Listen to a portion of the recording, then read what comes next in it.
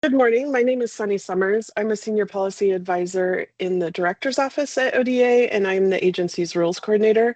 I'm going to be your flight attendant today and help facilitate this meeting. What we're going to do is we're going to start by having each of the invited RAC members introduce themselves. That way we can make sure your microphone is working well for you today. And so we'll start that after I give a little introduction here. So this is a rules advisory committee. We're going to go through some draft rules that our food safety program has put together for your review. Invited RAC members are asked to speak today. While it is a public meeting, only those invited RAC members are invited to speak. So if you are another public member, we are thrilled to have you, but please put any comments you have into an email to our rulemaking, and I'll put that in the chat. It's rulemaking@oda.oregon.gov. We are happy to receive that information, or you can reach out directly to one of our food safety staff. The process for rulemaking is we go through these draft rules. We have 4 meetings scheduled tentatively. We're hoping that it doesn't take those 4 meetings, but we have them in place in case we need them. Once we've gone through those draft rules, the program will take your comments into account and then come up with a final set of proposed rules that I file with the Oregon Secretary of State. That opens a formal public comment period for anybody to comment to the agency on those rules.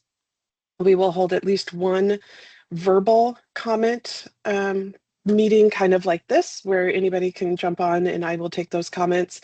We'll also be accepting written comments. Again, folks can use that rulemaking, or our rulemaking website has a form where folks can submit comments on those rules.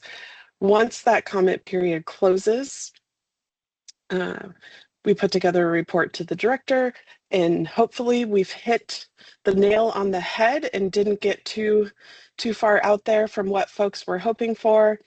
And at that point, we file those rules as permanent, and that would make the change. So I think we're anticipating filing permanent rules probably this summer if we need those full 4 sometime around May, June. Is that right, Lauren? Yeah, if we need the full one, it would potentially be up until July 1st when our licensing year starts. But if it's sooner, then we can adopt them sooner if that works out. Awesome. Okay, let's start with introductions from our ODA staff. So Lauren, if you want to introduce who you are and how you're related to the meeting today. Hi, my name is Lauren Jones. I am the Retail Program Manager with Oregon Department of Agriculture Food Safety Program. Thank you. Susan? Good morning. My name is Susan Kendrick, and I'm our Education Specialist. And this is actually my 3rd opportunity to sit through a food code adoption, so over quite a long period of time. Awesome. Yeah, some of us have been with the agency for a little bit. Angelina, sorry. Hi, I'm Angelina Peabody. I'm one of the food safety specialists with the Oregon Department of Agriculture's Food Safety Program. Thank you. And Christina? Good morning, everyone. I'm Christina Springer. I'm the Retail Food Safety Specialist for the program. I'm kind of the technical advisor for all things retail. And I just want to thank each and every one of you individually for being here. We're really excited for your input. Awesome. Okay, going down the list of invited RAC members, Alice Morrison. Hello, Alice Morrison, representing Friends of Family Farmers. Thank Thanks you. for having me. Erica Vaness. Hello, everybody. My name is Erica, and I am the Program Manager for the Food, Pool, and Lodging Health and Safety Program at the Oregon Health Authority, so essentially the sister program to Department of Agriculture's Food Safety team. Thank you, Erica. And I should have prefaced this. I'm going to mess up folks' names. And Fatima, I see that we misspelled your name on the list, so I will update that after this meeting. Not a problem. Good morning. It's Fatima Magamadova, and I represent Roman Russian Food Store here. Thank you. For having me here. Jeff Scott. Hi, my name is Jeff Scott, and I'm representing Marion Acres and Helvetia Farm Market.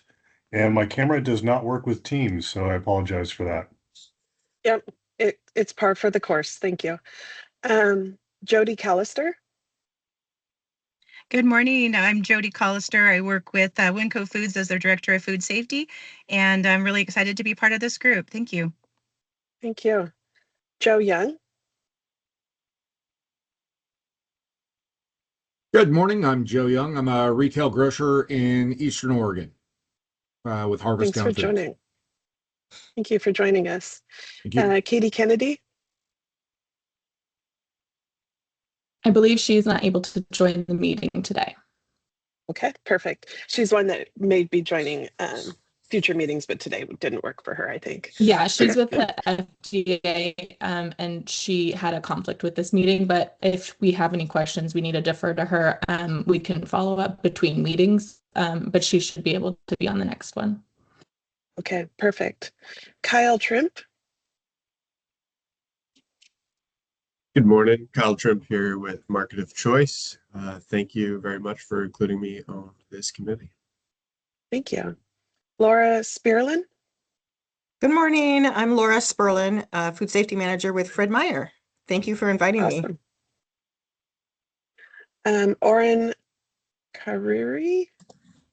Correct. Yeah, you got it right. Good morning, everybody. I'm Oren Kariri. I'm the Food Safety Manager for New Seasons Market.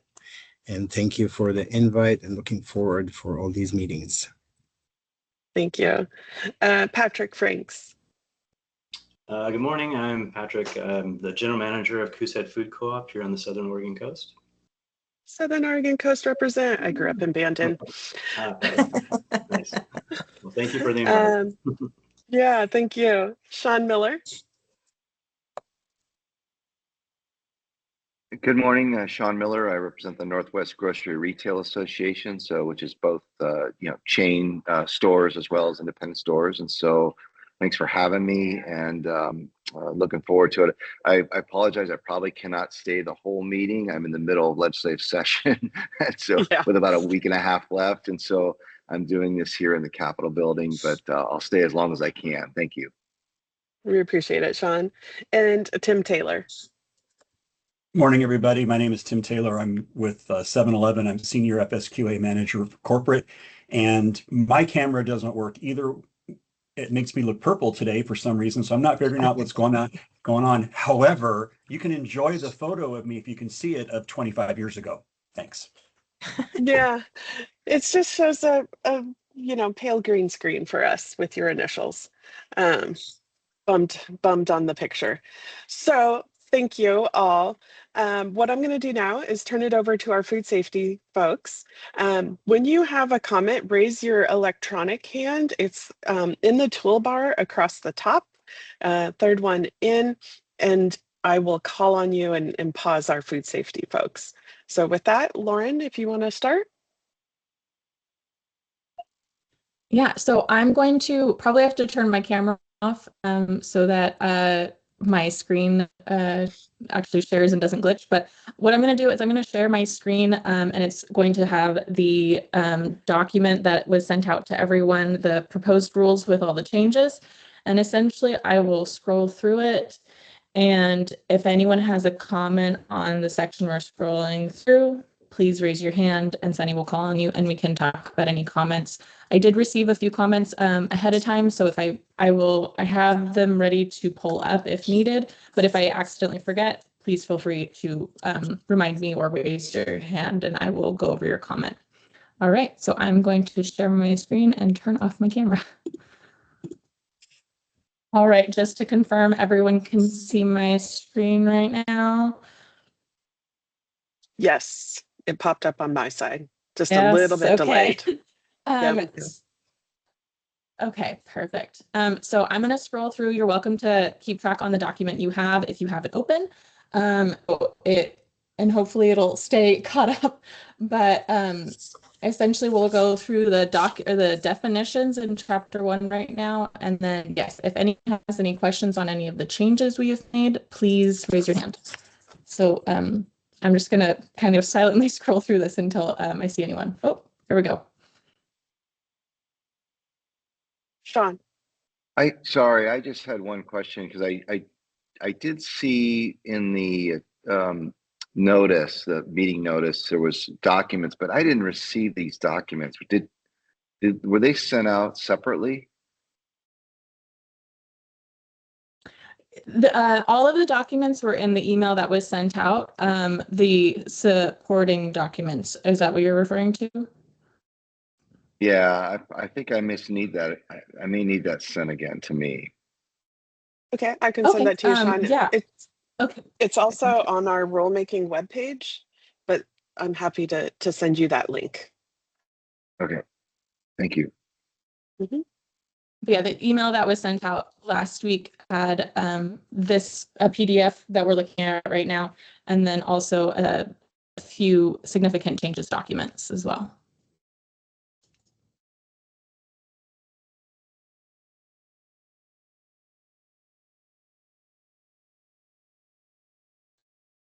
And then Alice? I actually did my hand a little preemptively. My question was about section 15, the definition of catering. I'm just wondering why we're specifying that that's only for a private event. People hire caterers for events that are open to the public. Is that, I just wondering what the onus is behind that decision and what the implications therein are. So we changed that to match the Oregon Health Authority definition. So Erica might be able to shed some more light on that, but they are the ones that license catering activities. So we're changing the definition to adopt what they are doing, if that makes sense. But if Erica wants to chime in on anything, yeah.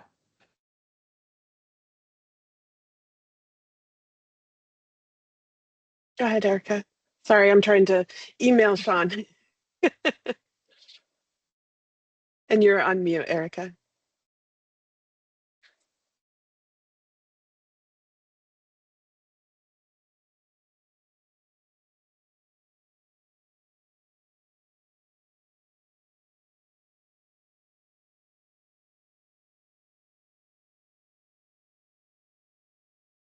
Is it not unmuting for you? Oh, that was my fault. I apologize because I've not had that happen in the past. Okay, how about now?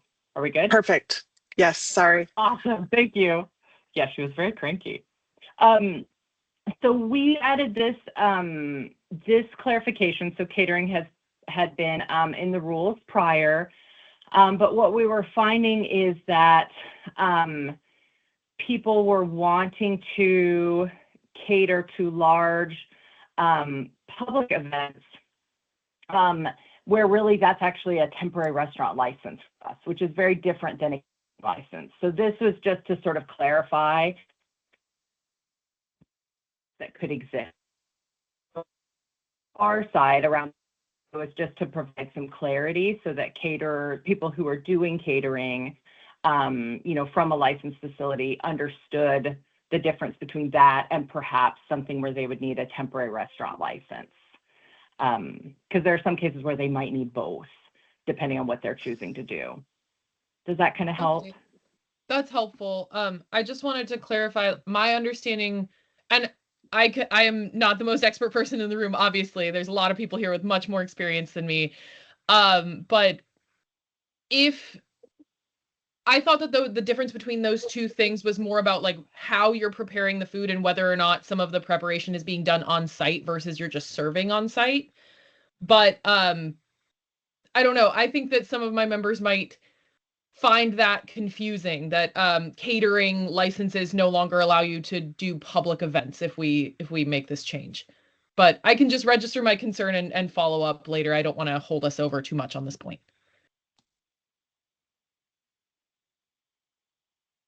All right, thank you, Alice. All right, and then since the next one would be certification number, does anyone have any comments on that? Not seeing any, I will scroll on, or I can go back to it if I see something come up later. All right, and then some of these things are just clarifying things. We combine CFR and Code of Federal Regulation, so it's not duplicated. Commingled, we clarified it to the FDA definition of the term. Yeah, Laura. Oh, yeah. Sorry, you're on mute. It's not on my. Oh. It won't let me. Oh, there we go. Oh, here you go. I have a question under confection, and I'm wondering if this is just a grammatical thing where it says mean candy.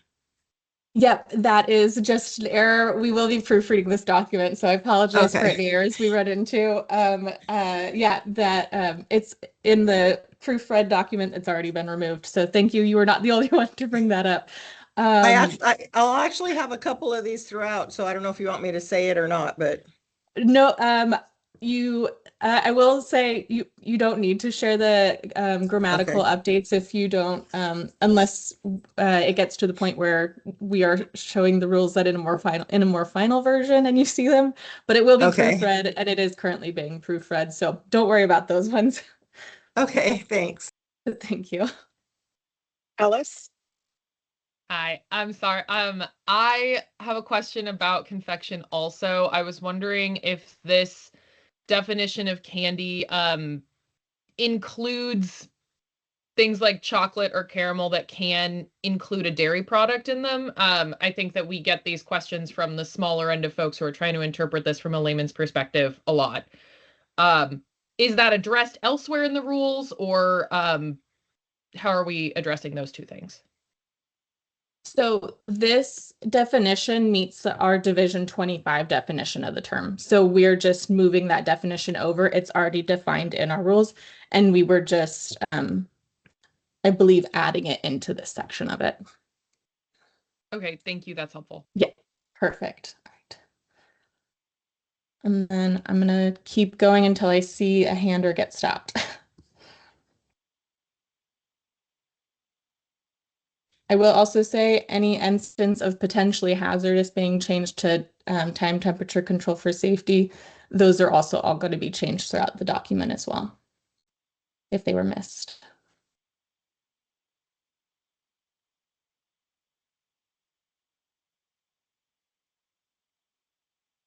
Anyone have any comments on updates to the section on food establishments?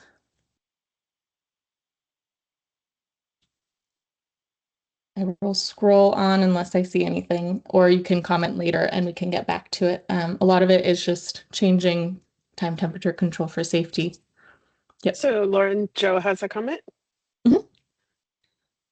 I've just we're in a smaller community here in Eastern Oregon, and we have a number of the the mobile food stands, which are great. Those are all monitored. But what we have that pops up is, the folks that are parked alongside out in front of a gas station selling tamales that they made last night, and good and well what is, and I was sharing that I was joining this meeting with a couple of the folks that run some of these mobile RV wagons or whatever, right? What is their recourse, or what is the oversight for that? How would they follow through and touch base with somebody to see about whether or not that food's being prepared in a kitchen that has been certified for safety? Their concern is that all of a sudden, these people are buying something from them, and then all of a sudden somebody comes to lunch, and then, in a day or so, they're not feeling very well. What is the oversight for that? Yeah, I will say, so typically, Erica, I was going to say Erica might have a comment on this as well. A lot of those are usually complaint driven. And then depending on how they're sold, they will be directed to either Oregon Department of Agriculture or Oregon Health Authority for a complaint follow-up. But I noticed that Erica raised her hand, and I know Tim came first, but if we want to go and talk about that. Yeah, let's go ahead and have Erica jump in, and then Tim will come back to you. Thank you. Yes, so as Lauren mentioned, if it's something that's for immediate consumption, so like, you can buy the tamales and eat them, then that falls sort of under our jurisdiction and the mobile trucks and all the things that you're mentioning. So this is a problem statewide that we in our agency are working with the local public health authorities, so the county environmental health folks that inspect the restaurants and food trucks and things like that. Most counties are aggressively trying to manage this for all the reasons that you mentioned, like it's an equity issue, it's unfair to people that are licensed, it's not safe for the public, all these things, right? So with differing levels of success, it's much of this is part of a larger issue that even moves into sort of larger law enforcement, like far outside the food safety realm as well. But I can say that the counties are working hard to figure out ways to manage this in each of their jurisdictions. And we've provided some statewide guidance as well that they can use.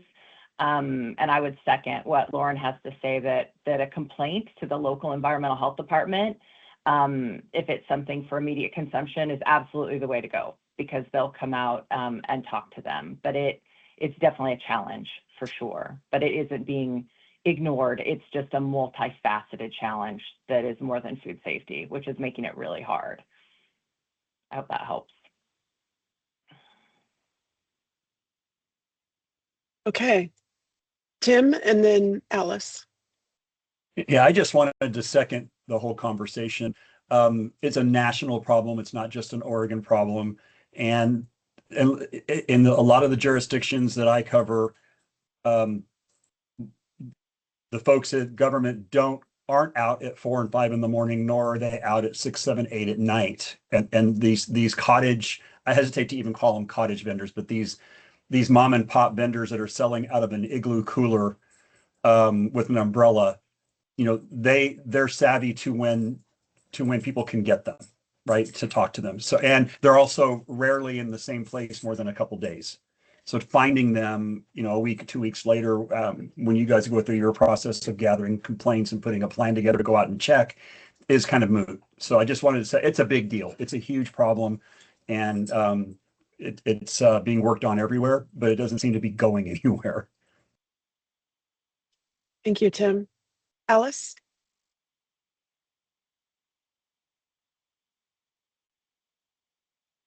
Sorry, I lost track of my microphone button there.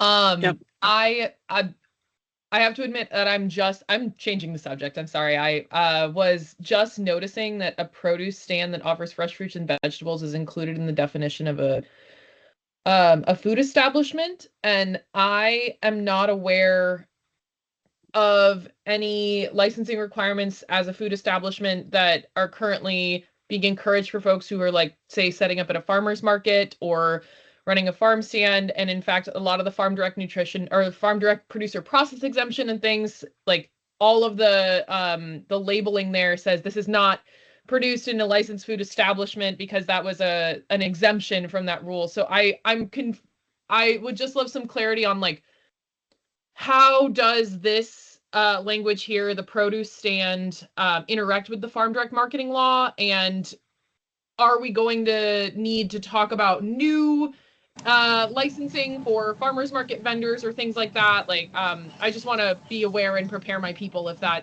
didn't notice that in the law before, and I'm noticing it in real time. Thank you. Yeah, so real quick before I get to you, I will just go back to the previous topic real quick. Yes, it is an issue. I will make a comment on one of Tim's, when Tim mentioned the cottage food.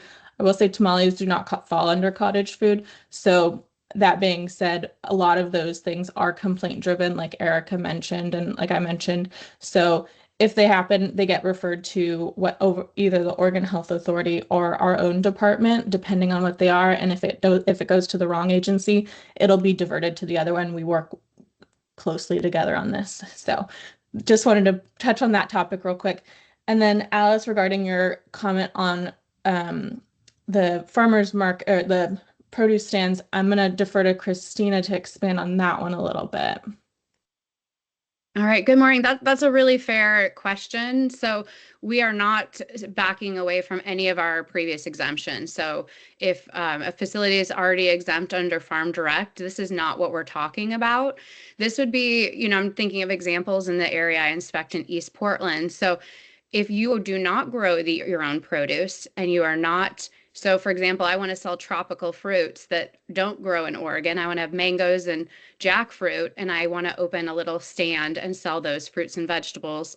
And I have more than $2,000 in inventory, which is one of our policies. We do exempt some of the smaller produce stands, then that would require a license. But that is not, when we scroll down farther under food establishment does not include, that's where we're going to capture what you were talking about with the Farm Direct and some of the cottage food. So this shouldn't impact any of your existing partners that you mentioned. Like I said, this is only specifically related to non-farmers selling produce not grown here and operating a fruit and vegetable stand or retail store. Okay. Did that Tim? answer your question? Oh, Yes, thank you. That's very helpful. Perfect. Hey, just real quick, should this say something like a produce stand that offers fresh, whole and processed or processed fruits and vegetables? Because I see,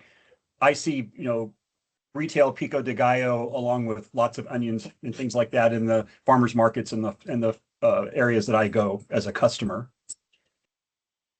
So all of a sudden you're talking about TCS versus just whole vegetables and fruit.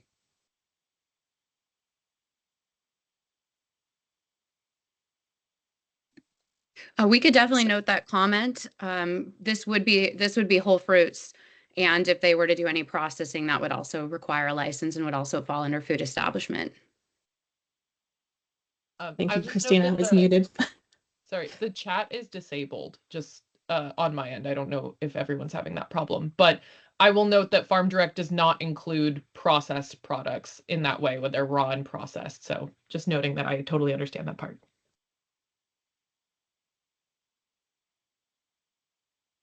All right, thank you. Any other comments right now? Okay, I'm going to keep going then. Some of these changes are from Oregon Health Authority that we went to match their code.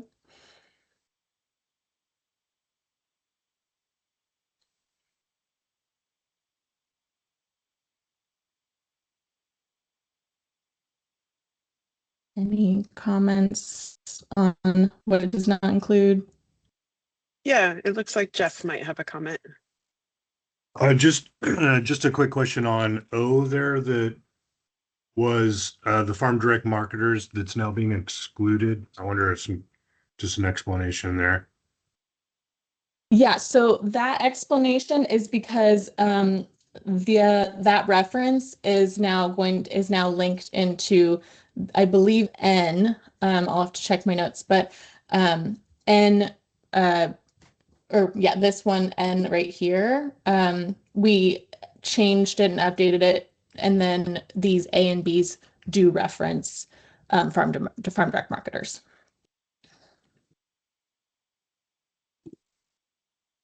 Does that answer the question? Sorry, I kept hunting for the mute button there. Yes, thank you. I appreciate it. Okay, perfect. Thank you. All right. And then I'll keep going unless I see something else.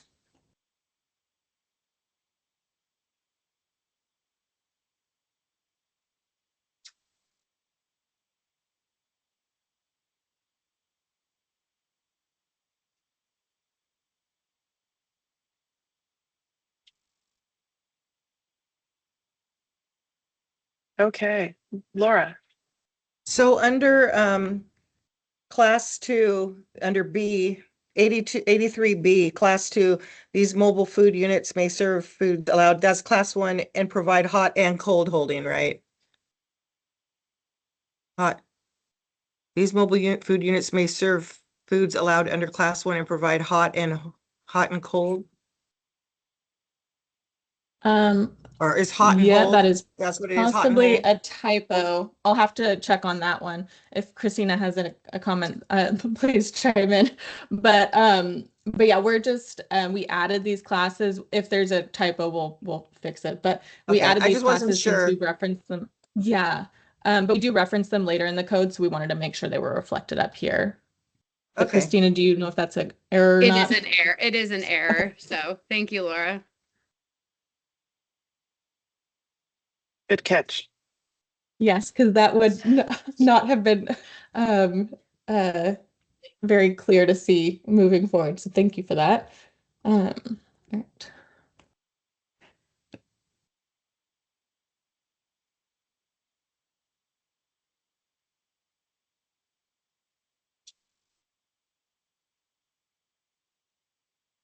This one was updated to match OHA's definition for personal chef.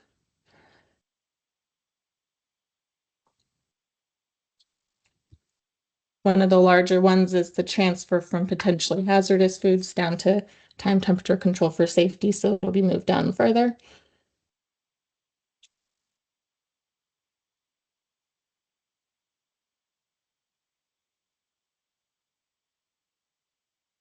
Some of these items were also removed just because they are not actually referenced in the code, so we didn't find them necessary to keep.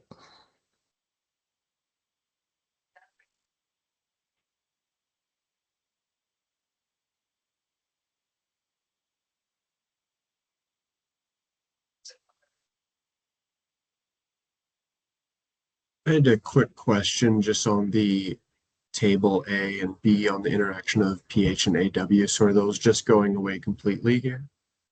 Sorry, where was that? It's what is it? CE, it's 90 or 100, 101. It's the all the red crossed off tables, potentially hazardous food, time control So for safety food. that is going to be moved down to the definition for time temperature control for safety. So Okay, gotcha. just alphabetically, spots. yeah, it'll be down. I think some of it was even potentially updated partially, but yeah, you'll see down here there are new tables for that have been relocated. Okay.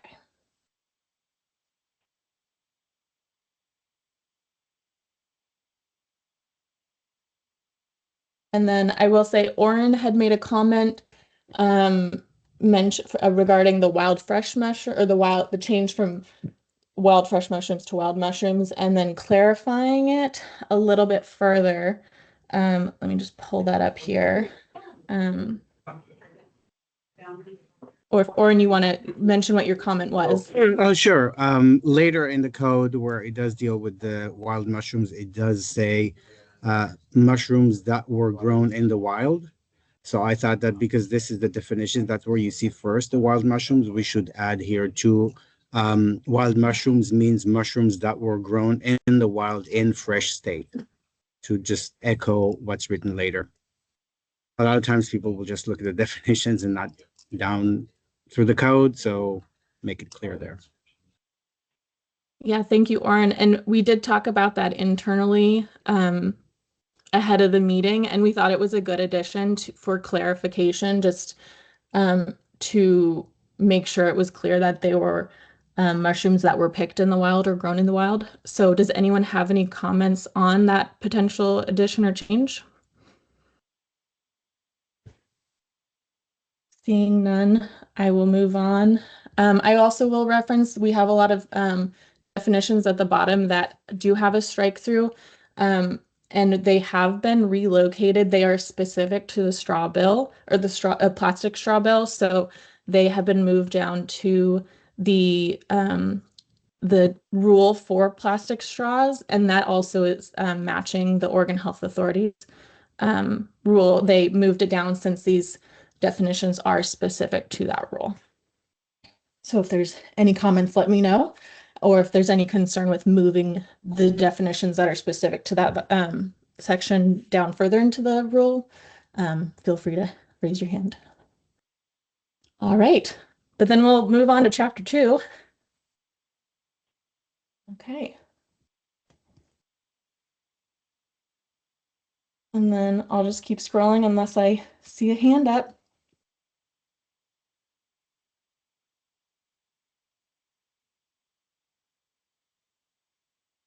All right, I will stop here. I know that we did get a comment from Oren ahead of time as well regarding the certified food protection manager, but if there's any questions regarding this one up here, let me know if I need to pop back up. But Oren did have a question on the it referencing at least one on staff, and if that meant on the premises or a company employee. So I will just scroll down a little bit right here. It does mention that the food establishment has to have an employee that is a certified food protection manager.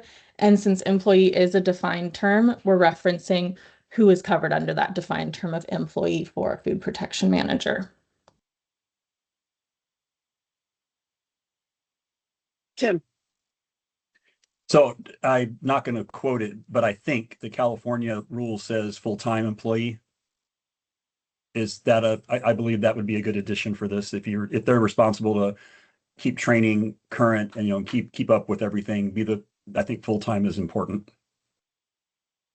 Thank you for your comment, Tim. Okay. But I don't want one on every shift.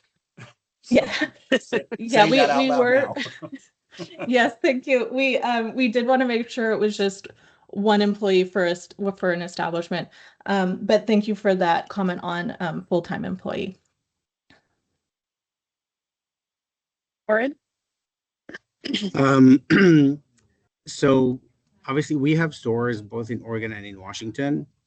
And when Washington changed the wording on the certified PIC, we got to work with them, or according to what it was told to us, that as long as there is a PIC for the company that is available at all times to give the food safety directions, that will be good for them. And that's something that I asked. For example, New Seasons Market in Oregon operates 20 locations. We have gone away from doing ServSafe, and I'm not doing, any publicity for ServSafe, but any other accredited, ANSI accredited courses, because we realized that about 50% of the content that we taught in that class did not have any real connection to what we are doing as a food safety establishment, as a retail establishment. And therefore, we have internal training, but our food safety team, which is a team of 3 people, are all certified by an accredited course. And we are available 24/7 to all of our 20 locations in Oregon. Will this satisfy the code, or we are again looking at one employee per location of our company? And I'm not sure if are we able to answer that before we move on to the next raised hand? Okay, perfect. Christina, did you want to elaborate on that one? So I'm not sure our group internally discussed that. So unless Susan or Angelina has a different recollection, if we would accept if we have a chain store, because you have 20, other facilities might have 400. So I think that is something we need to visit internally. So any comment from the group on that topic would be really helpful for us to take into account when we do have that internal discussion, unless another member of our internal committee, Susan, Angelina, want to speak to something I might not be recalling.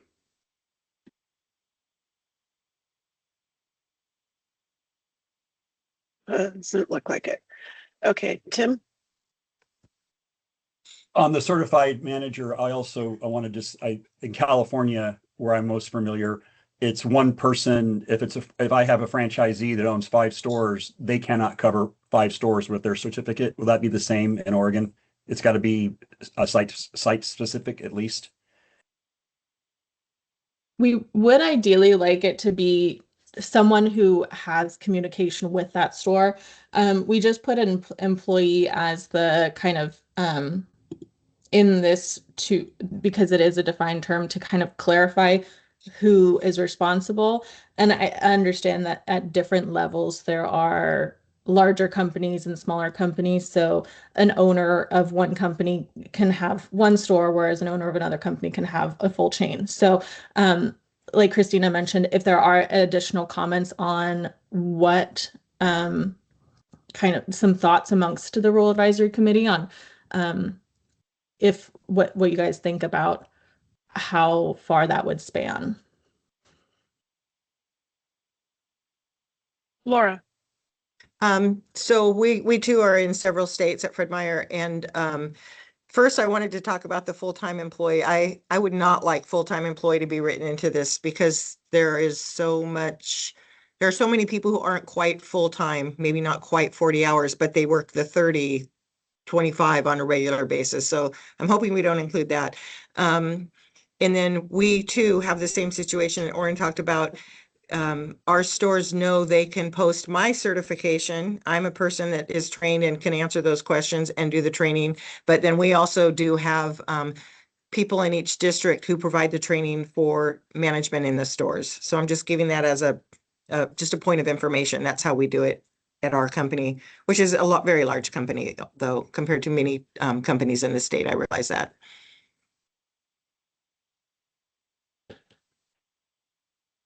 Thank you, Laura.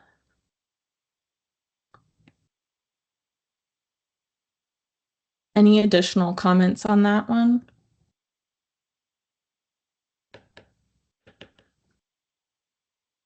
Okay.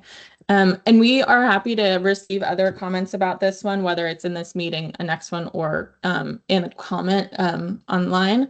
And some of this stuff, we will kind of see how it works with with the defined term of employee and what the expectation will be for the responsibility of, for example, someone who's higher up in a facility and training those PICs and they continue to train down. The goal is for the effect of a certified food protection manager to make that impact within the store. So that is what we are hoping to see. And but then with the version we're going with, we're also looking to base it off of, I believe, the 2013 FDA model code versus the newer 2022 one where it's one per shift. And that we thought that would be a little bit more reasonable for our facilities that we inspect. Alice? Hi, yeah. Thank you for this discussion. This is really helpful. Is it possible when we're talking about receiving comments via email, are there deadlines after these meetings? Like I've been part of RACs before where we had to submit within a week comments relevant to this meeting for them to be included in the next meeting. Just want to make sure I'm aware of those things. So I think there's a couple of things that I want to check with some stakeholders about before I submit written comments, and I want to know when you need them. It's a great question. I think a week is a good plan. That way our staff have time to kind of think about what you are submitting. And I'll keep that in the back of my mind for future RACs that I facilitate. So thank you, Alice. Sean? Yeah, thanks. Yeah, I had kind of a similar question because obviously I have members that are participating, but there's obviously a lot that aren't on this advisory committee. And so my job a lot of times just kind of soliciting that input, try to collectively get what our members feel. This is one of those issues I want to do that with, and there'll be others. And so at a future meeting, I'll probably bring that up or provide written comments on that. So thank you. Perfect. Yeah, and we can come back to these portions that require, I imagine that this conversation is prompting people to think like, I need to think about this one a little deeper, maybe. That's why we have the 4 meetings tentatively scheduled. This is not a one and done on each section. So we can certainly come back and discuss this at the next meeting. I appreciate that. Thank you. Yeah. Yeah, absolutely. If there are comments that you are able to share before the next meeting, that does help us have a better idea of kind of what to discuss ahead of the meeting. But yes, we can absolutely come back to these different topics once you have more time to go over it. And if we can also provide additional kind of background research that we have as well to help aid in your research. Some of the stuff that we have for our own, what our research was. But we can touch back on this in the next meeting once people have a chance to kind of talk amongst themselves or kind of look into this more and have more questions that you want to bring up. But unless there's any questions, I'll scroll on and we can revisit this one later. Okay, all right.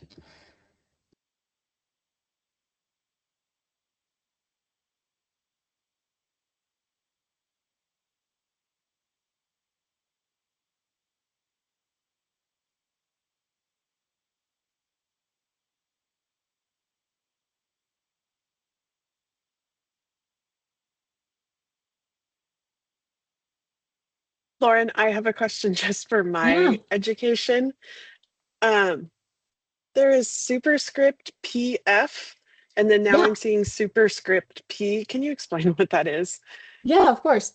So those are clarifying what the priority of the violation is. So, for example, the superscript of the P is a priority violation. The superscript of PF is a priority foundation violation. And I believe anything that doesn't have one is a core violation. But yeah, that is the clarification. And it is mentioned in the definitions too, but it doesn't have the superscript in the definitions, but it mentions that it's referred to with the superscript to understand what that is. Well, thank you. I obviously Yeah, didn't of read through course. the definitions. You're all good. And then also just so people are aware, we did some of these updates that you're seeing on the screen right now we deferred to Oregon Health Authority, which has an epidemiology area, so that they are the ones that kind of made these updates based off of their expertise.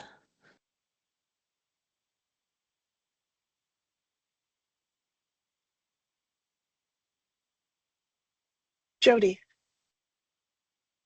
So I'm sorry, and I was trying to follow along. I'm in a car with a phone and a laptop, and it's quite a sight. Yeah, anyway, so we're opening a new store in Klamath Falls to next week. So I'm here on site getting ready for that.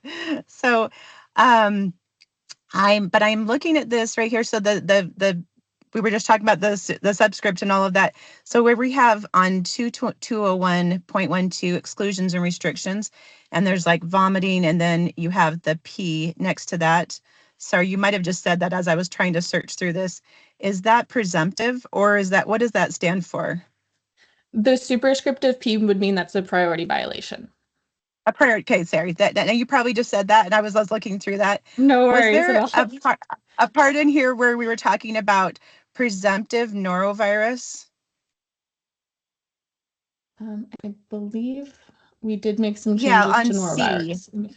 Yeah, that was the one thing that I guess kind of threw me a little bit, is we were talking about presumptive norovirus, and our current illness policy calls for, obviously, if they're diagnosed with norovirus, when we would have it's an exclusion, and it's one of the big six. But if somebody has symptoms of vomiting or diarrhea, we ask that they be symptom free for 24 hours before returning to work.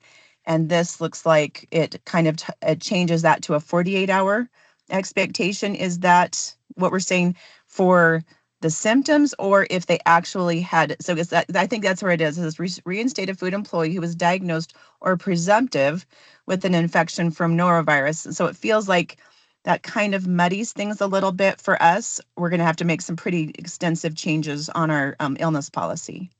Is that correct? And I may have to defer to Erica for this one if she's still on the call, because they do have the epi team, and we deferred to their epidemiology team for this update based off of their knowledge on what the requirements or recommendations are. And if she's able to. I don't know if she's still on. I am still here. I didn't know if you want me to raise my hand to respond or if it's okay for me to just speak up. Would you prefer I raise my hand and then you can call on me? Go for it, Erica. Nope, you're good. Okay, I didn't want to speak out of turn. So yes, and this is a change that's in the 2022 food code as well. So most of the language that's here matches what we've had for decades now between our two agencies around employee illness. But and the FDA food code is about 12 pages of this. For those of you that are in corporate facilities, you probably have seen that in other jurisdictions. In Oregon, we've been pretty happy with like our 2 pages of it, and it's worked really well for us all of this time. So we didn't want to make it more complicated, but we did want to include the things that were, you know, sort of that were new and have additional science from the food code, the 2022 food code. And so that is why we added the salmonella non-typhoidal. That's something that's new that we hadn't had before. If people just have symptoms of vomiting, diarrhea, it's still the 24 hours. But the norovirus part has gotten stricter than it was, and you're right. And then that would be 48 hours if they're diagnosed or presumptive. Erica, can I ask a clarifying question on that? So the presumptive, is that coming from a medical authority, or is that because I guess I can just see an employee saying they presume they have, and Laura's nodding her head and we're like, yep. So it's like, so that, do you know what I'm saying? Like when we say presumptive, where is that presumption coming from? There is the expectation that that presumption is from like a medical professional, like the health department or a doctor or something. We did have a lot of internal discussion because of the challenges of testing for norovirus. And that's why presumptive had to stay in there, right? Because sometimes doctors aren't actually testing and they're just saying, yeah, we think you've got noro, that's a problem. But they aren't actually following through with testing, or there's a challenge with testing for whatever reason. And so we definitely debated in our RAC and with our EPI folks about whether the word presumptive should stay or not. But because of the challenge with diagnosis, it was determined that like presumptive should stay, but that's intending to come from, yes, a medical professional, whatever that looks like. Okay, that's really helpful. And is it possible to include any kind of language like that in this that it would help kind of guide that? We can take that into note and discuss it more. Since Oregon Health Authority has the epidemiology team, we were deferring to their kind of judgment on that. But we can talk about that as well and kind of see if we can add some clarifying language to that. All right, thanks. This helps a lot. Thank you very much. Thank you. Right. I had a question about to Erica as well from this epidemiology side. So if, let's say, an employee was diagnosed with norovirus, so in general, if they went to a doctor and got diagnosed, came from a lab, then we will not include them back at work unless they have a medical release. My question is, would a medical release be already including the 48 hours that they're asymptomatic, or even if they get a medical release, we still need to keep the 48 hours in? I mean, and maybe I'm like over sharing here or like over digging into this, but when you want to train staff now that it's 48 hours if it's presumptive or diagnosed, then I would like to know where is the medical release coming to play here. So for our side, so on like the restaurant side, we would still require that they've been asymptomatic for 48 hours. So like, and so likely a doctor's notice or something would include that as well, because I wouldn't think they would release them if they were still symptomatic, right? So likely that would end up dovetailing, but our expectation is that it would have to be, they still have to be asymptomatic for 48 hours. Thank you. Mm-hmm.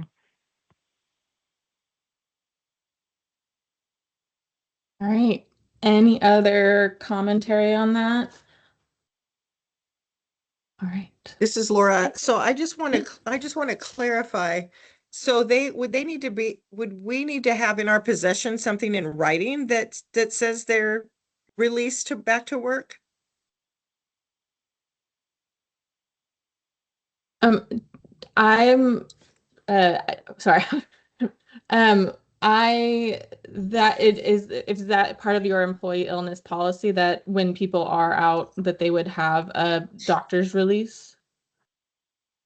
Well, it depends on what the illness is, but this clearly says provides to the person in charge written medical documentation from a health practitioner that states their symptom is free from non-infections.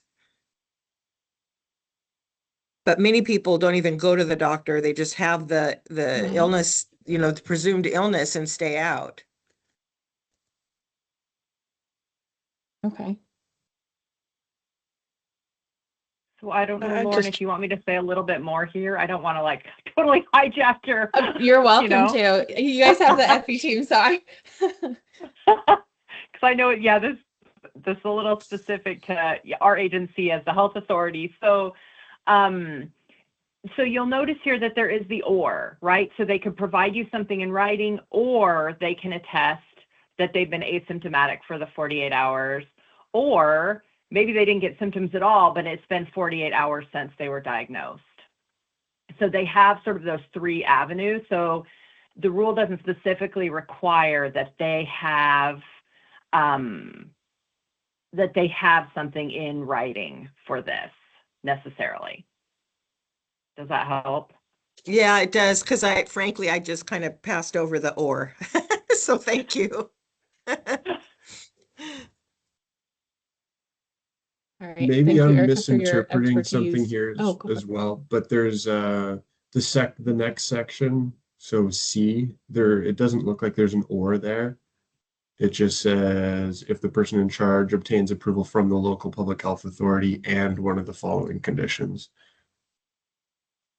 which is like And the then each of 48 those hours. each of those conditions have an or as well.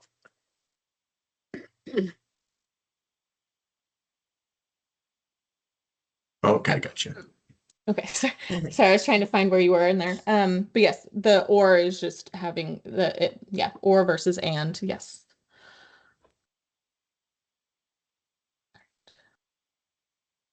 Okay. And then if anyone has any other questions, they can raise their hand, or we can get back to it later if you think of something after the fact. All right, but we can keep going.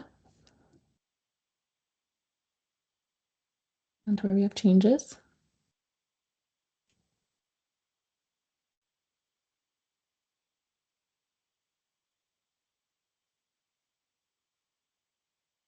Tim.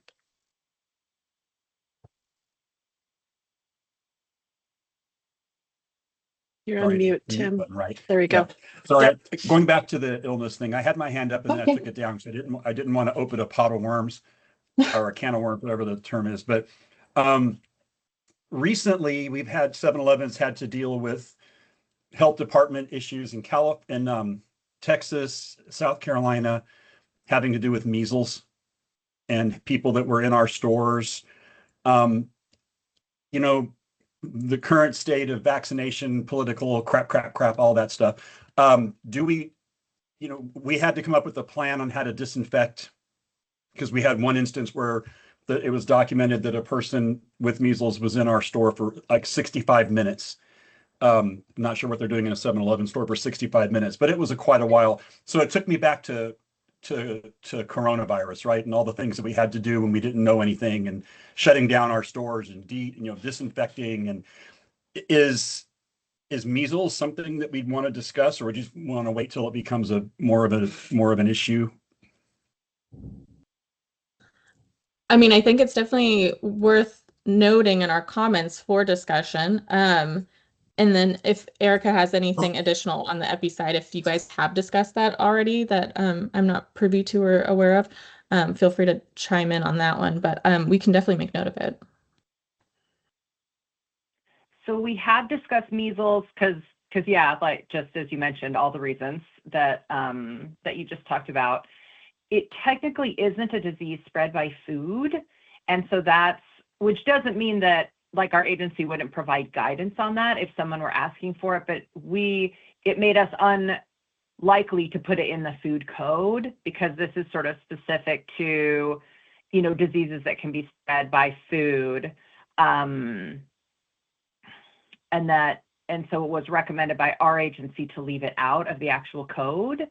But that being said, we have also had, you know, restaurant chains and things like that reach out to us and ask us about sort of what should be happening. And so for our agency's perspective, we would be more likely to put out something like a fact sheet for like individual organisms and things like this, than maybe put them in the code.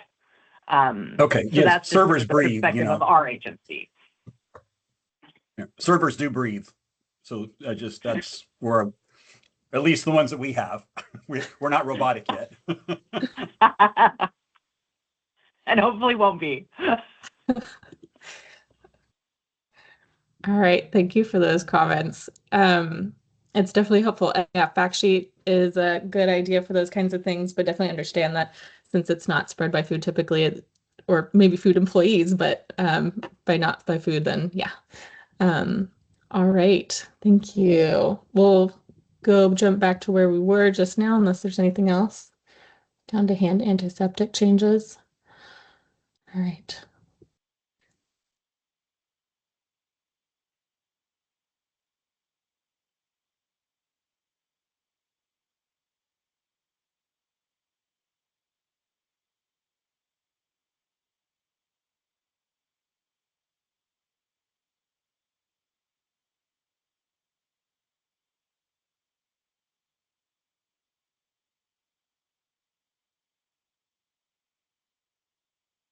Some of these changes were also made to, we made some additions for 619 to address our state meat program.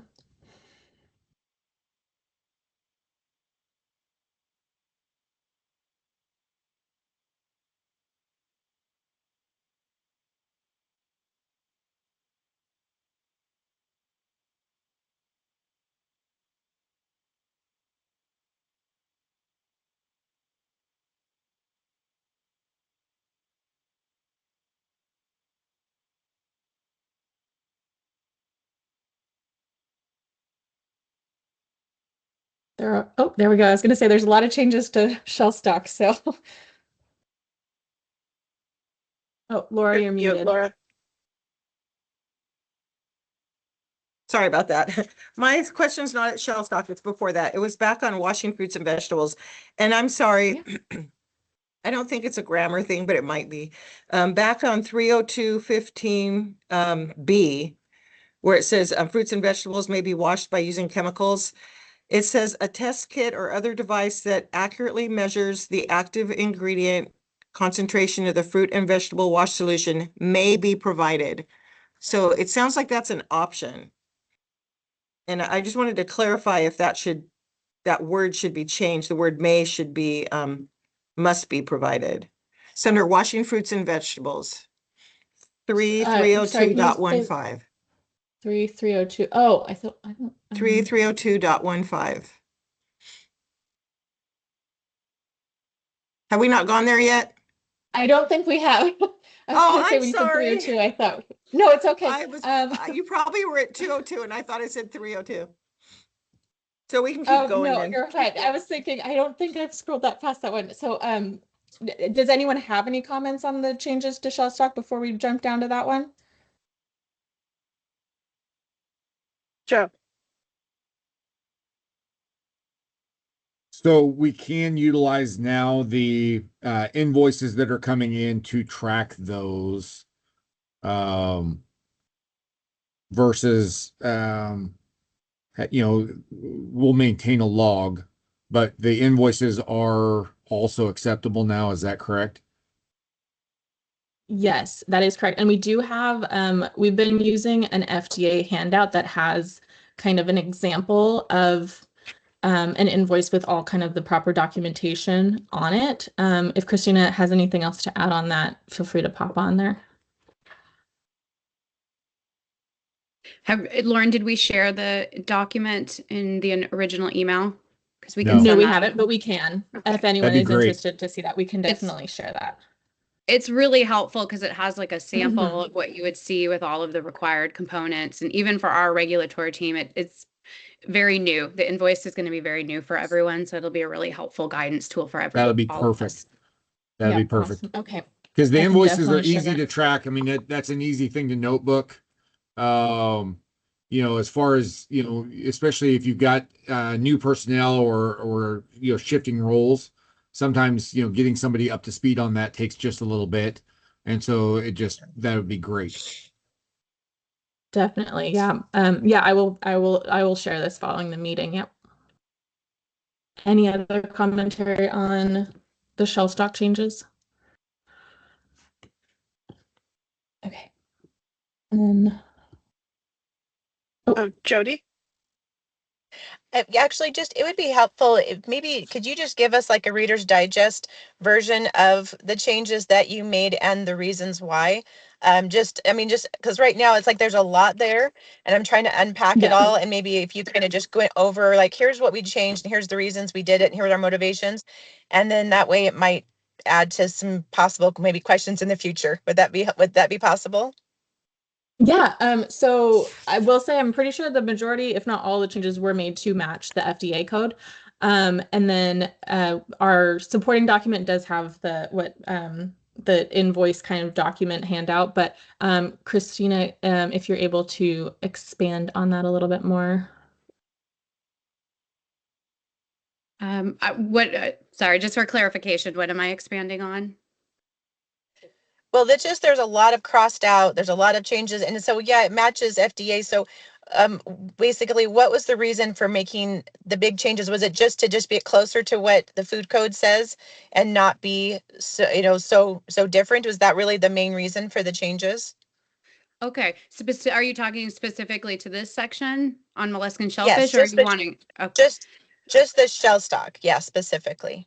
Okay. So it was really because it's kind of like the food code works in conjunction with a lot of agencies, as we know. You know, there's USDA cooking temperatures, food code cooking temperatures, seafood HACCP requirements, food code requirements. So this recent food code is really trying to align with our federal partners. So in this case, we're looking at being consistent with the National Shellfish Program. So a lot of these definitions and terminology are really taking us closer to that model ordinance, because we don't want a food code to be inconsistent with a federal regulation. So we're seeing that in other parts of this food code, like cooking temperatures being more aligned with USDA and things of that nature. So this did come out of the most recent 2022 FDA model food code, but the whole intent was to streamline it to be consistent. Now that helps. Thank you so much. Yeah, and with some of these updates as well, I mean, we're working off of a 2009 food code overall, generally speaking. So a lot of these changes are just because it's outdated. There's more information. Things have been updated since then. So yeah. Okay. All right. And then gonna go down.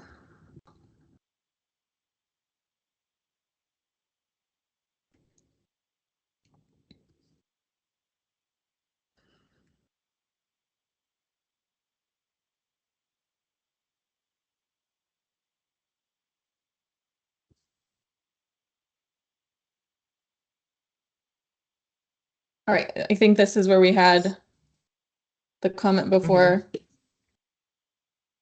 Yeah, it was about 302.15. Oh, 1.5. Okay. There we go. Under B. Mhm.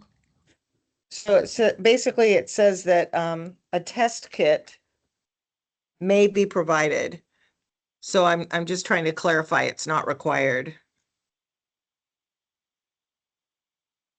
And then Christina, if you want to expand on this one. Sorry. Okay, great. So this was another recent addition to the FDA model food code. And although it'd be ideal to have test strips for every single produce wash, just like sanitizer, they don't exist for every single one. So we can't mandate something that might not be feasible for industry to implement. So we're really going to encourage our industry. You're still going to be accountable for the concentration. So if you're using a chlorine base, for example, we're going to want you to follow manufacturer's instructions. And if that is for a certain parts per million, it would make sense that you would have test strips available. So we're not going to mandate it. It's a really big encouragement. The part that is mandatory is that you meet the label instructions for that chemical concentration. Okay, thank you. All right.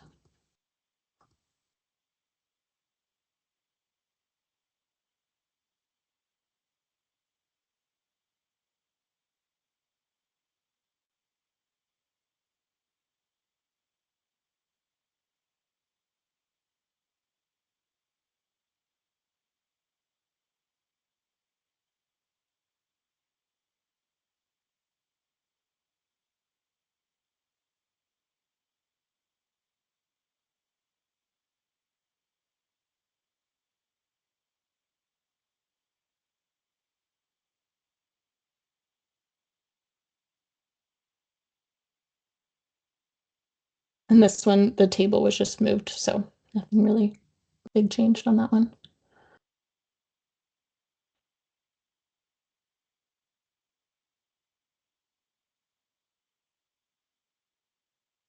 Laura. Going back to 3401.14. Yes. Somewhere on this document, it references 3401.15. But there, oh wait, never mind. Do you have, okay, so 3401.15 is not there, but later on in the document, it references that code. So I guess we'll keep going forward, and then when I find that reference, I'll tell you. Okay. Somewhere else in this document, it references that code, and it wasn't there. You Oh, said it's 3401.15. Christina? I guess just put a place mark there, and as we progress, I'll point it out when we get to it. That's, Laura, that's probably did happen. We did have manufacturers' cooking instructions in there under 3401.15, and we took it out. Basically, FDA and CFSAN had said there needs to be further research done on that, and there were some concerns. So we took it out. So there probably is some reference somewhere in the code. So Lauren can do a search at a later point and remove that reference. So probably very Okay. valid Yeah, thank you for comment. pointing So that out. thank you. I could, when we get there, I'll point it out to you because it's just a few pages ahead. Okay.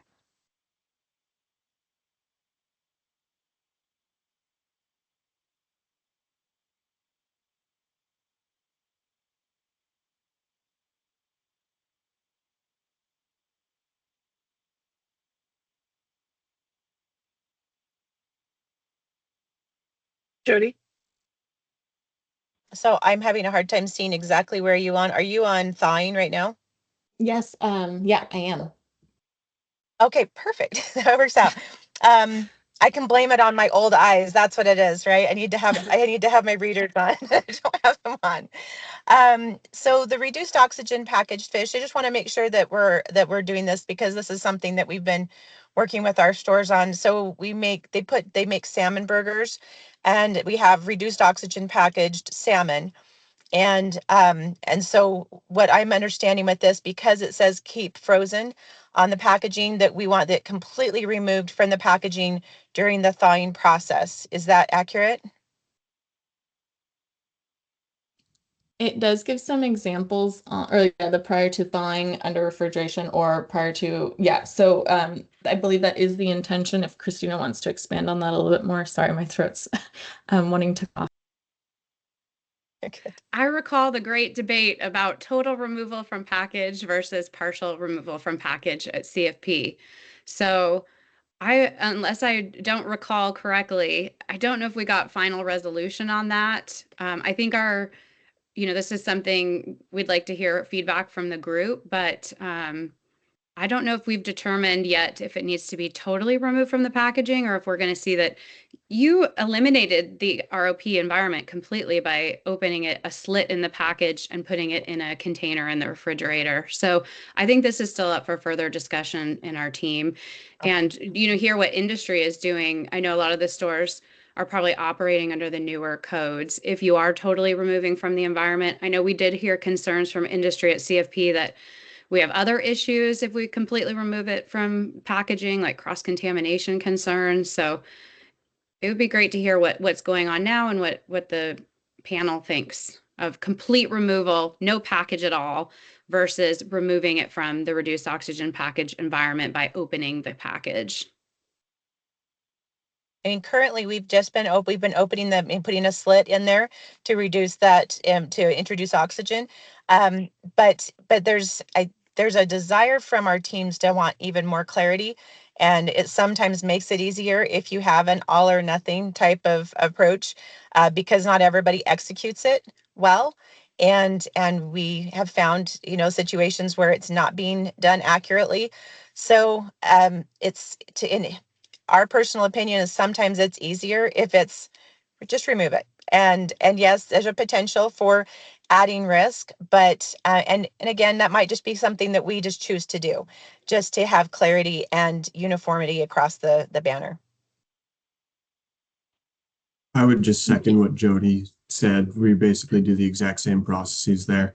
But yeah, just some additional clarity would be great. We don't have any real concerns about opening it all the way. Generally we have a raw sink that we'll use for that such process and use colanders or something like that. So, but additional clarity would be perfect. Lauren?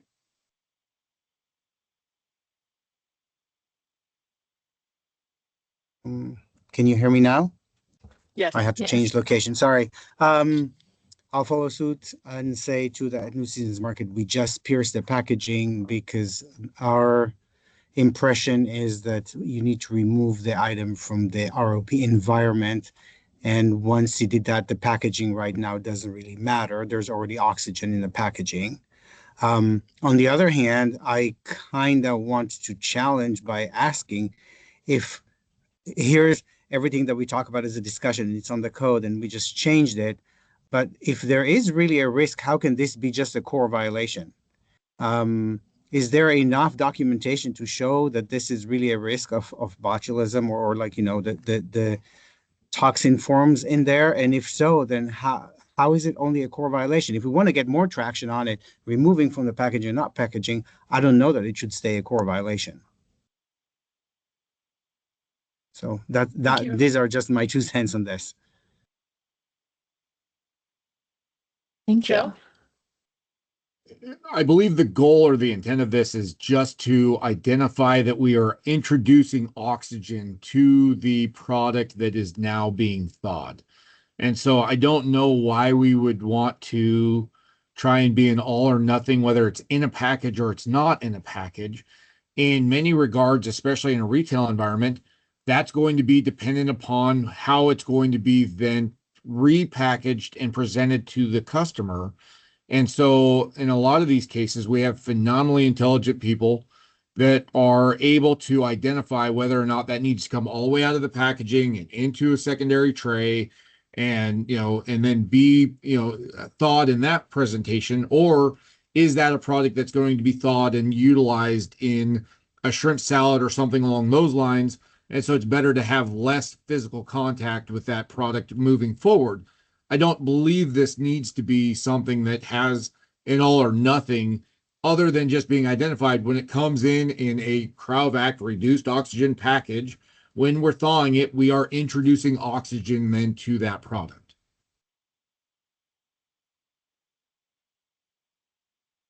Great. Thank you for all the comments.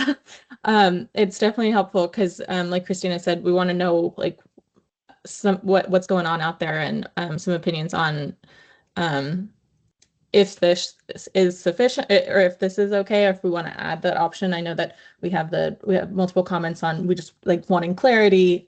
So that's definitely helpful for us to be able to discuss.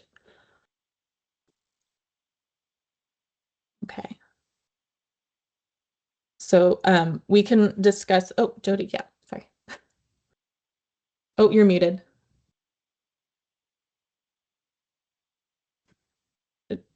Sorry, I'm muted. Pardon. I was going to jump down to cooling if we're done with the thawing part. Is that all right to go there?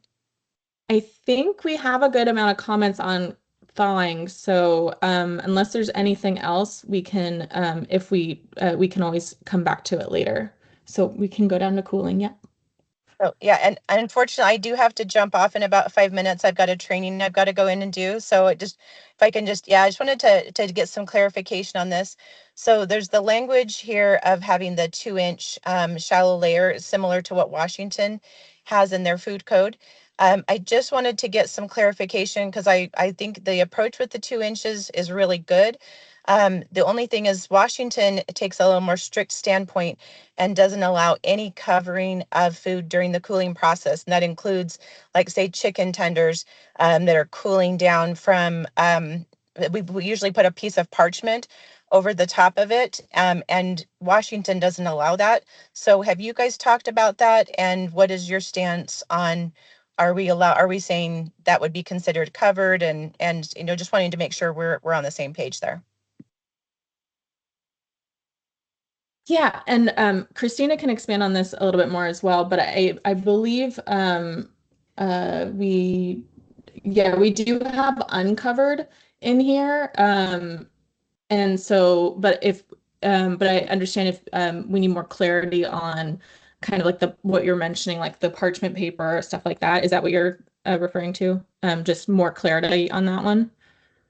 Right, just so Yeah. we understand because when Washington kind of took the stance, covered is covered, and my feeling on that was, well, not necessarily. I mean, there's a big difference between putting something in a container, putting a lid on it, or covering it with tight aluminum foil or something like that, of course, but putting a piece of parchment. I mean, I personally have done countless cooling studies, and we've never had an issue with proper thresholds being reached with parchment. Okay, thank you. Oh, Christina, sorry. Oh, can you add on Sorry, I just to that didn't want one? to interrupt. So just speaking to that question, even before looking at this code, Jody, when we consider covered, we consider trapping the heat inside the container, like you mentioned. I always use the example of a greenhouse when I'm in an inspection. So if there's a tight fitting lid and there's no steam escaping, you can see the moisture building up on the top, that is covered. If it's wrapped tightly in aluminum foil, but I would say it's pretty much, we see it quite often, parchment tape paper, wax paper, loose paper over food where the steam is escaping from the sides. And as long as we're not identifying that that's creating a significant challenge to the cooling curve, that's acceptable, and we see it quite a bit. Wonderful. Thank you so much for that clarification. Kyle, are you sure you didn't want to jump in? That pretty much answered my question right there, because it just specifies uncovered but protected from contamination. So I was just wanting some clarity on that, but sounds like parchment paper or like a sheet pan on the top of the rack or something like that would be protection but not covered. Am I correct on that? Yeah. Yes. Yeah. And then one other question on this, do we need to have documentation of those cooler temperatures for that time that the product is cooling? I believe on this one, as long as the cooler is maintaining 41 degrees or low, it doesn't need to have the kind of log, like, for example, the 2-step cooling does, because the science does show that if the ambient temperature of the cooler is 41 or below, this is an effective method. Christine, if there's anything to add or correct on that, please let me know. No, just to add, a Conference for Food Protection was looking at adding language for continuous monitoring. We didn't adopt that. We just felt like if the coolers are holding at 41 or below and there's active managerial control and some way of checking that, we wouldn't require written or any kind of electronic logs.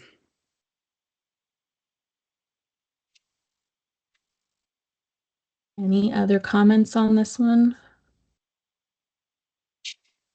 Okay. All right. And we can always come back to it if people think of something after the fact.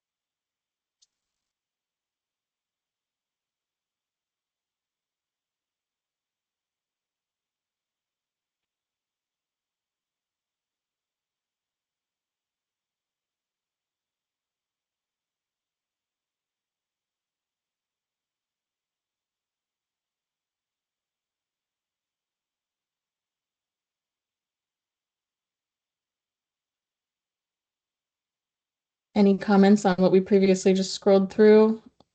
Otherwise, we'll move on. It does feel good to not have too much or any questions or confusion. I'm glad that it's everyone's agreeing with what's going on. But obviously, if people do have questions after the fact, feel free to send them or raise your hand or anything like that.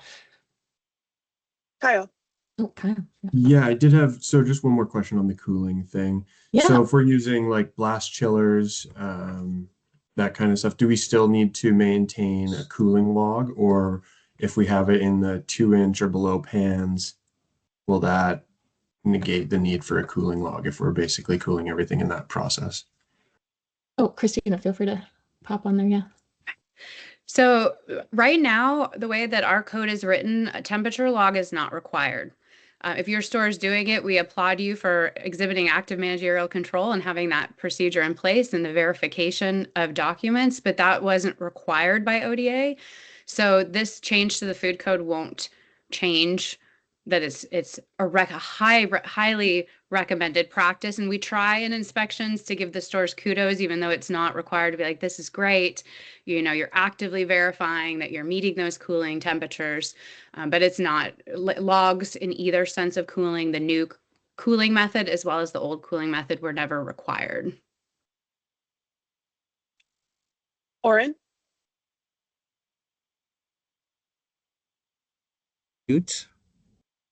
I just want to make a comment here. I mean, to my peers in retail and in general, that the 2-inch that is mentioned here is the thickness of the food and not the thickness of the depth of the pan. And sometimes I see that, especially when teams don't get enough training, they think that they can put like, a sheet pan that has a roasted turkey breast on it. And because the sheet pan is like an inch thick, then they write 2-inch pan. And even though it does say in the code here that the food need to be in a single layer of 2 inches or less, I think that maybe we should highlight, or maybe not, maybe that will be our job as the food safety managers that give the training, that is 2 inches thickness of food, regardless of the depth or the height of the pan. I think that's important because then science shows that if it's 2-inch of food, it will cool to 41 degrees probably really quickly, and you wouldn't need to do the 2-step method, and then log or not log. At New Seasons, I will say that I require them to log at least the final temperature, even if it's a 2 inches or less, because we want to make sure that it could be that it's a 2-inch or less food, but there was a problem with the blast chiller that we didn't know. So I want to make sure that our food is at 41 degrees at any time of that. So. Yes, thank you, Oren. Yeah, the science does show that regardless of like even the material of the container, if it's the shallow 2-inch layer or less, it does effectively cool the product at that ambient temperature. Thank you. All right. Okay, any other comments on cooling? All right, I'll go down to where we were unless there's anything. Sorry for all the scrolling. Whenever I talk with my food safety peeps, I realize that y'all would lose your minds at my house. I'm always like, don't talk to our food safety staff. Don't watch what I'm doing. I appreciate all of the work that you put into this. Our partners on the RAC. This is a lot of work. Laura. I just have a question. What is the meaning of under 360211, number 2, sub ingredients?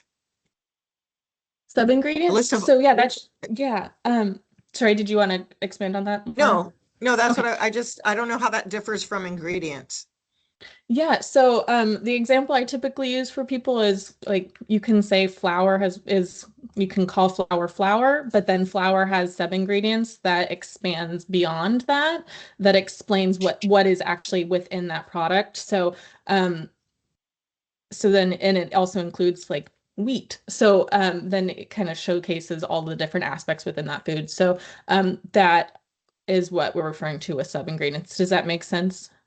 Yes, thank you. Perfect. Okay.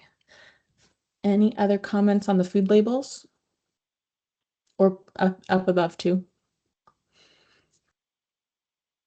All right. Okay, and then I know we did have some comments on this for the infant formula and baby food. I will expand on it a little bit before any comments come in, just to give some more clarifying information. During our internal discussion, we figured this would be a good opportunity to just bring this forward to the RAC, but we've also looked into it more and probably decided to remove the baby food aspect of this and just showcase the infant formula. Christina can expand more on the reason why. And then we can also talk about more of what that looks like and the options for that. Great. In our next email communication to the group, we can provide you some information. Basically, both USDA and FDA have recommended to not use expired infant formula for 3 reasons. One is quality, which usually with food safety, we're not as concerned about quality, but the formula might not be able to pass through the nipple. The second one is food safety. There is concerns that past the use by date, there could be an increased risk of food safety issues. And the other one is that's the baby's only form of nutrition in some cases. So if we have nutrient breakdowns, the baby's not getting adequate nutrition. So, based on those guidances coming down, we do feel like it's valid to put this in our code. We actually have been citing it even without this rule. We've been citing it under safe, unadulterated and honestly presented, and we have been asking retailers to move it from sale. So it is something historically we've been done. We're just trying to make it more clear in the rule. The reason we have moved away from baby food is, other states have implemented that, but we're not finding the clear connection at this point. And if someone is aware of any, we're always concerned with sometimes expired products, but we're not seeing the same level of urgency that we're seeing with infant formula. So we were considering removing that and really just focusing on the more high risk item, which would be infant formula. So we can send the USDA and FDA handouts that we referenced in regards to infant formula in our next email, along with the mollusk and shellfish handout. Yeah, and then on top of this, in further discussion internally, we also wanted to bring up to the RAC on thoughts on, obviously we do want to address this on the retail level, but in internal discussion, it was also brought up that there is the potential ability to just bring it into our like Division 25 rules in general that cover all of our food establishments. So that would mean, for example, a warehouse that maybe stores or wholesales infant formula wouldn't be able to sell it past its use by date. So if there's any commentary or questions on that, please feel free to bring that up.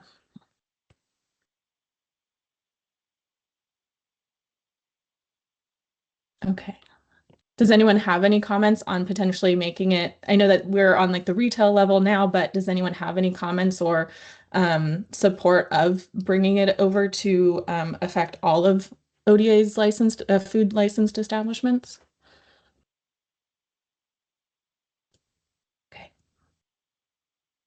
All right. Okay, well, I will move on then.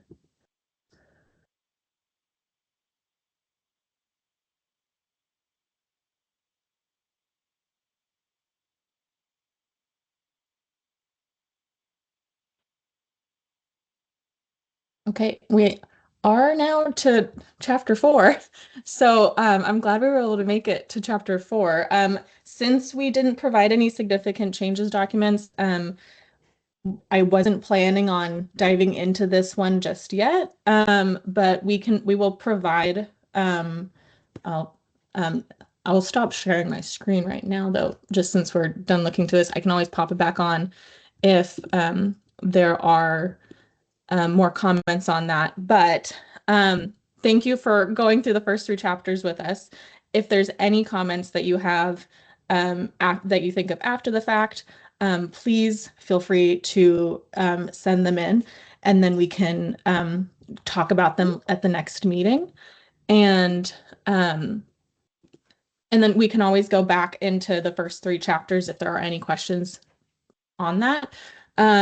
And then we will provide significant changes documents. Hopefully we can get to the rest of the chapters, and then we have the ability to get through all of the chapters in the next meeting. If there is a need to even have a condensed 3rd meeting, if we get through everything in the next one, just if there's anything else we absolutely need to revisit, we have the meeting scheduled. But we made it through this far, so I'm glad we were able to do that. And then in the next meeting, we can try and go the rest of the way. And Christina, feel free to chime in there. I just see that we have a little bit more time. And as everyone saw from our discussion on Certified Food Protection Manager, it is a little fluid right now. We do need to have those discussions, as Oren mentioned, of, who would we include? Would we include someone from corporate? The other part that's still fluid that we would really appreciate your input on is in that section of code, it talks about us exempting certain facilities. So when we look across the country at, what type of facilities are exempt, it ranges widely. We're seeing some that it's only really, really low risk facilities like non-time temperature control for safety, packaged food. Then we see other jurisdictions that appear to exempt facilities that are hot holding or only reheating commercially packaged food for hot holding. So Tim, that would be like similar to your stores, and those in some states are exempted. So, if we have a couple minutes of input, we were just interested in finding out if there are any really big concerns or suggestions on the type of facilities that this group thinks should be exempted.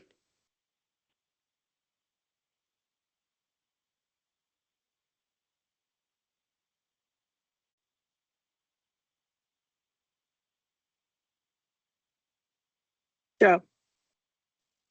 Part of it looks like the nice thing is it looked like the institution of that was July 1st of 2029 as a note that I made. So, the nice thing, we can kick this thing around a little bit, as far as the reheating, prepackaged and holding, for like Tim, that would be great. For us, I think it's important for us, to have somebody that understands this well. But then when you have large groups, I think, you've got some phenomenal people, the member that had to leave that's opening a store, part of this, we may have, like I would have a support system at URM, which is where we are getting all of our all of our food, all of our product in from. They probably have somebody like this that we could partner with. I mean, so I think there's some options on that we can utilize some resources that we might already have in place. But I'd like to have that identified, that we have a resource that, hey, this is who we utilize, might be an option as well. Because you have an employee as identified, but an employee and or, partner partner agency. I mean, does that make sense? Where I would have, an entire department of folks that do this on my warehouse side. Tim? And I thought I was paying attention, but maybe not. Christina, can you just say what the issue was again? 'Cause I think I understand it, but before I say something. Sure, and I spoke to it before we had the code up. So basically just going to A, high risk facilities. So those of you at the grocery chains, cooking, cooling, raw foods, this is going to apply to those facilities. What we are questioning is from the model food code in B, we have the option to exempt certain types of food establishments that we believe pose a minimal risk. So our question is, when we like to see what other jurisdictions are doing, how things are being implemented. Some jurisdictions have only exempted non-time temperature control for safety packaged food. So really low risk, they sell candy and things like that. Some have exempted kind of coffee shops, but then we're seeing, like looking at Washington, they did exempt the reheating of time temperature control for safety foods like hot dogs for hot holding. So in that case, our medium risk firms that are doing, frying pre-cooked foods, making fries, things like that would be exempt and wouldn't need a certified food protection manager. Or we could go the more stringent route like some of the other states and basically say, only our lowest risk facilities, like our prepackaged cannabis stores that are only selling edibles in a package that don't require refrigeration, will be exempt. So we're just trying to get feedback on and trying to determine what would be the most appropriate route for choosing who would be exempt. And we have Okay, I some did thoughts hear it right. internally, but we really wanted to hear from the group as well. No, I did hear it right. I just wanted to be sure. So in the environment in which I operate, I would not be an advocate of exemption for a convenience store. First of all, we do reheat commercially processed foods, but we also heat things to a kill step like pizza and things like that, right? So there's two different things there. But I also, in my environment, I cannot tell my franchisees what to do. I can only recommend and provide the training tools, et cetera. They are independent business people and they can, they've paid for our franchise, so they're going to do it, but they're going to do it at whatever level they want to do it. So having the oversight of the food protection manager, again, going back to my comments on having one per store and not one per franchisee that might own 10. Again, it keeps food safety, all the things that we've worked on in the past, it keeps them top of mind. And so for me, in my particular environment, I would not, in California, we're exempted along with prisons from having food handlers cards. I don't know why. Somebody lobbied that pretty good, but convenience stores are specifically exempted along with prisons. So I'm not a fan of that. I think that we ought to have the minimum, even those food safety cards are, whatever, they're not that great, but it's at least another layer of education and expectation. So my 2 cents. Thank you, Tim.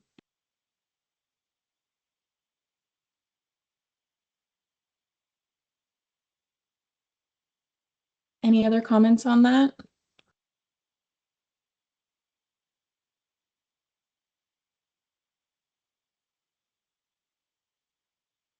Oren?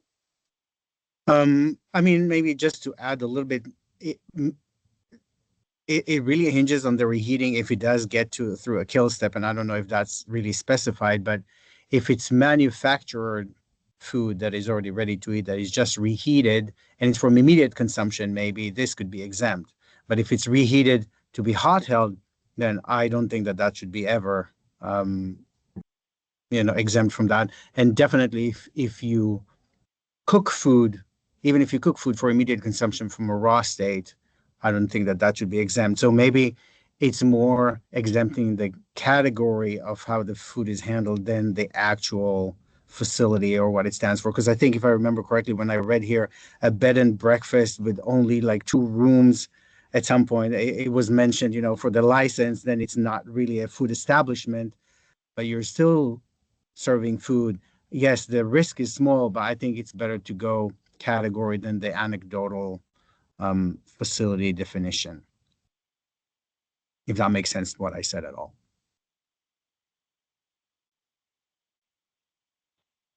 Yes, thank you, Oren.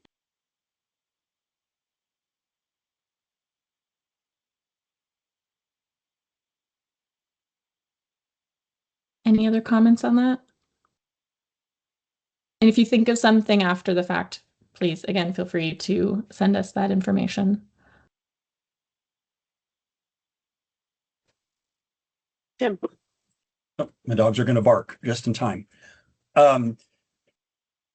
Will Oregon accept a vetted similar program? In other words, we have a program at 7-Eleven where our franchisees and they can take a food safety course, and it's been vetted by other states, and it has proctored tests and everything. Will that be something that would be allowed under your rule, or would you want to be more like Serve Safe, those kind of things? Lauren, I'm going to answer that. Tim, would you scroll up Yeah, to go the for it. definition of accredited program in chapter 1? So I'm going to answer your question, Tim. I'm just going to go backwards a little bit. So previously, under accredited programs, that means the type of program we would accept for a certified food protection manager. We used to allow it if approved by OHA, which is Erica Vanessa's program that she's working for, or Oregon Department of Agriculture. We did remove that option. We want it to be a food protection manager certification program. So the reason for that is we want consistency. And right now, Conference for Food Protection has developed standards for what these accredited programs should look like. And ANSI, for example, has, I think, 13 different ones right now. The list keeps getting longer, and I can even go on their website and see firms that have applications in. So we might see more than 13. But the reason we took away this option is our retail program is already strained. We're looking at plan reviews, we're looking at variances. And so if we don't rely on those accrediting agencies, then, for example, Tim, I would be looking at your program and I would have to read the entirety of the food safety program and see if it met those CFP national standards. And that would be a lot of work, a lot of time. So right now we are requiring that it's one of those accredited programs, of which there's 13. And we have a handout that lists all the different ones. So, and I'm down with that. The states where we've submitted it, they want state-specific information anyway, and then all of a sudden we're going to be managing 50 different programs, and that's a bunch of hooey. So I just wanted to ask the question so I could be prepared when I talk to my organization. No, and it was a great question because we did change this part of accredited program. So I've never personally I've had some questions about it, but I've never received one to specifically be reviewed by us. I'm not saying we couldn't consider that potentially under a variance, but right now we're going to go with those 13 accredited programs that exist. But thanks. The only reason we have it is to help with the cost, right? For our franchisees. So, but at the end of the day, I support 100% what you're saying.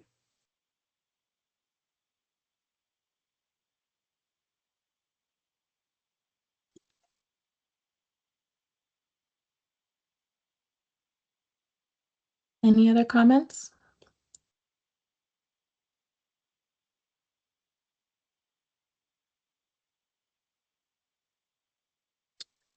Okay, well, I'm going to jump in and thank everybody again for your thoughtful comments and participation. One other piece that we are required to include when we file these rules with the Oregon Secretary of State is expected fiscal and economic impact. How will the changes to the rules, not the rules themselves, but the changes affect your business? How, will this require more record keeping, more staff, those pieces? So start thinking about that and be prepared to provide that at the next meeting or at the final meeting, or a very thorough email is always welcome, because we want to make sure that we are capturing that information accurately.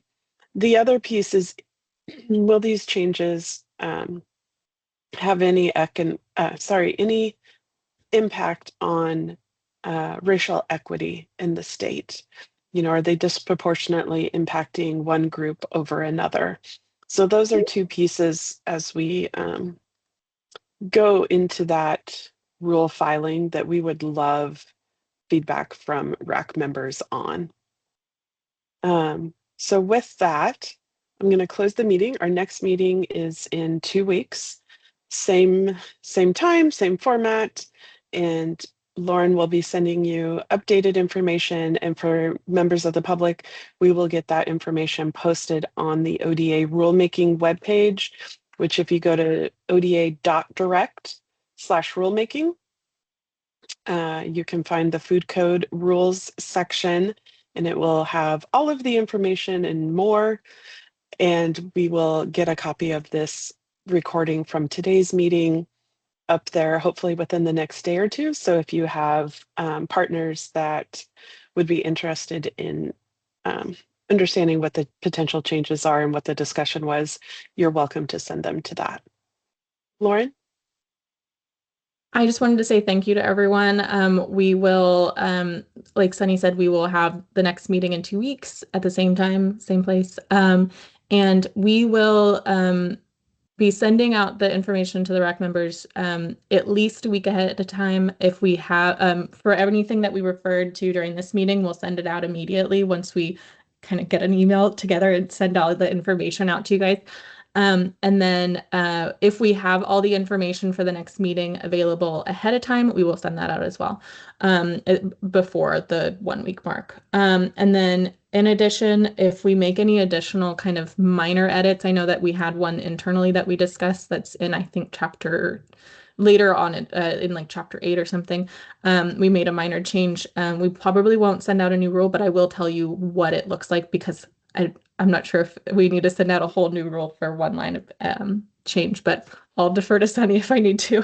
And then otherwise, we'll see you all next time, and feel free to send any comments in the meantime. Thank you. Have a great day. Thank you, everyone. Thank you.